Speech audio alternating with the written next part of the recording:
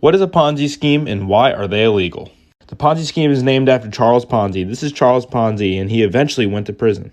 But what did he do that was so bad, you might ask? Well, first, Mr. Ponzi went up to Steve, who's an investor, and says, "Hey, Steve, if you give me $100,000, I'll give you $120,000 back."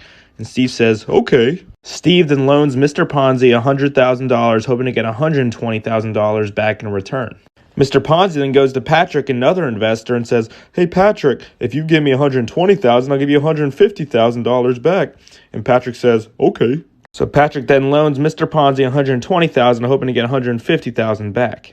Mr. Ponzi then pays back Steve his $120K. So Steve got back his $120K, and he is super excited. Then Mr. Ponzi goes back to Steve and says, "Hey, Steve, if you give me $1 million, I'll give you $1.2 million back. I paid you back on your last one." So Steve is like, "Okay," and gives Mr. Ponzi $1 million. Mr. Ponzi then runs away with both their money. Steve and Patrick are sad.